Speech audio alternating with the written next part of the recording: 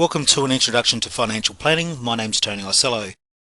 I'm a qualified financial advisor and I work with a great bunch of accountants, tax agents, legal and property specialists. This Einstein looking fellow here has a pretty simple success message. Make money and don't spend it. Very true, but probably not that helpful. But today's presentation will be helpful to you. It's designed to be educational, non-technical and should only run to about 10 minutes. We want to give you a picture of what financial planning is really about, and by the end of the session you should have a pretty good idea of what the elements are and more importantly how they fit and work together. So let's begin. Now, to help me explain the process, I want you to close your eyes and draw a picture of a tree in your mind. Use your powers of X-ray vision and look through the walls and create a complete picture of a tree. Once you've got that complete picture of a tree from top to toe, hold it and then open your eyes. Okay, here's mine. Here's the top of my tree, and here's the toe of my tree. Financial planning's a bit like that tree. Sometimes we see the top bits, but there are other parts just as important below ground. Okay, let's have a quick look at the top of the tree. Each investment option is different. It provides different results at different times according to the nature of the investment and your appetite for risk. It's full of the stuff the media loves to report on: booming property and share markets, falling interest rates, all of the highs and all of the lows. Now, it shouldn't be any surprise that investments, whatever they are, have good and bad times. We don't freak out just because the season changes. Investment results are important, very important. When people think about their financial plans, they can be misled into believing that this is the complete picture. But we know better now, don't we? There are other bits to consider. Let's have a quick look at the base of the tree. It makes sense that your tree has to be grounded and draw from the roots. There are 6 major primary roots. Each plays an individual role, but each also interacts with the other elements. So let's have a look at each one now and then return to the investment side. The first element that we need to look at is budgeting. Budgeting for a surplus. Without creating a surplus, you can't improve your position. You really must spend less than you earn. Once you have a surplus in place, you can make decisions as to where it goes. Surpluses give you choices. Review your budget often. Talk to your advisors. Maximise government incentives and benefits. Seek advice on ways to reduce tax. Review the big expenses, including interests and finance costs. Make sure that your money works harder. Automate your savings by paying yourself first. Create a surplus, no matter how small, and do it often and do it regularly.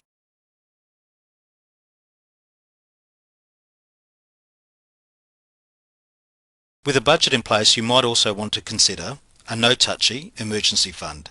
Apart from the obvious reason it pays bills in a real emergency, it also does provide peace of mind. How big a fund will you need? Depend on your circumstances. Do you have regular income or does it vary from week to week? Look at your spending pattern. Is it high and regular, sometimes known as kids, or can you live on the basics, just bread, milk and water? Finally, how do you create it? How do you create such a fund and where will you hold it? And if you can't create a fund easily, perhaps you'll want to consider some advice in that arena.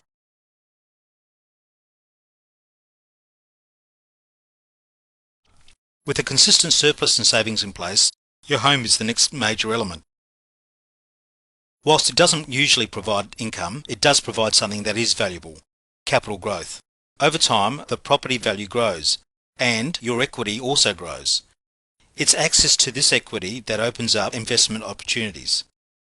Now, your house is usually the largest investment and the creator of the biggest debt, and it's the worst type of debt. It's non-tax deductible, and that makes it expensive. Because it's expensive, it impacts on your surplus.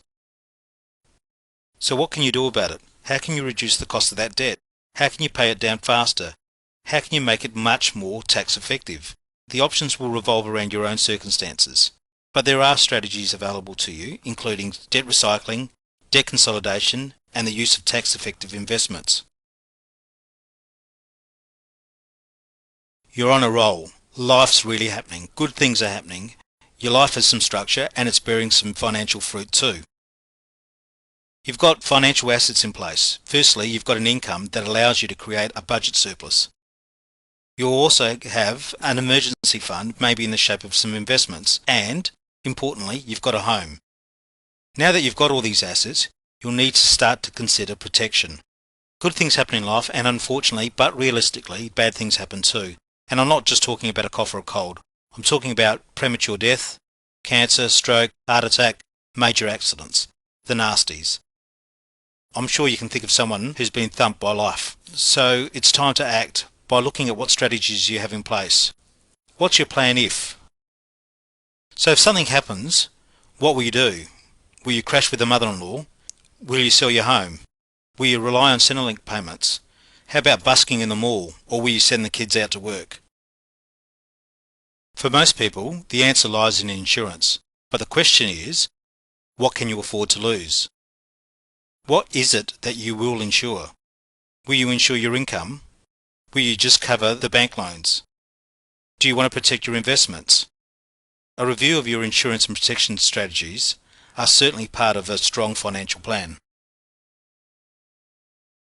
The only thing that is certain in life is death and taxes. And estate planning is about making sure that before we become angels, we act to ensure that our choices and assets go to the right people in the right way at the right time. Estate planning makes sure that it's your will and it's not the government's way.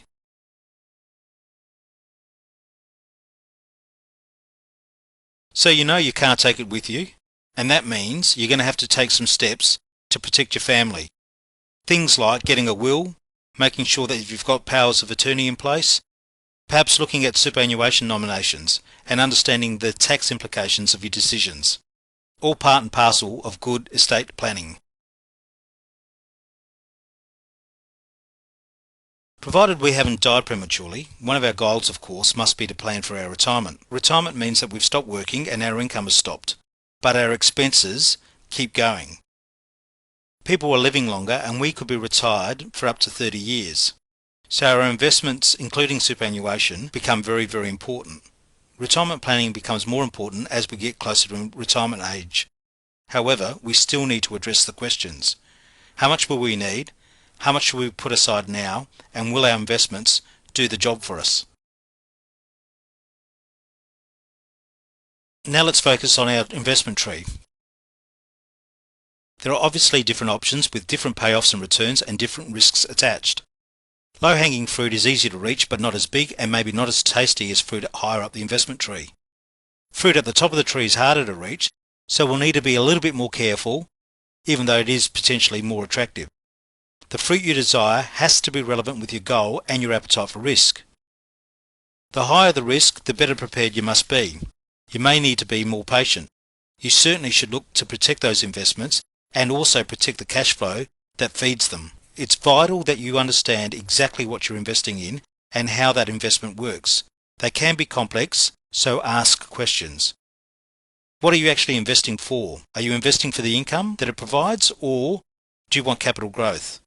Is your investment basket diversified, or are you just happy to put all your apples in one basket? What are the tax benefits and tax implications associated with the investment? Do you want to control the investments, or are you happy to have somebody else manage them? And if they are going to manage them, what sort of manager are they? Are they aggressive managers, or value-add managers, or passive managers? There are obviously lots and lots of questions to ask, so seek advice. Investment planning is a living and ever-changing dynamic tree.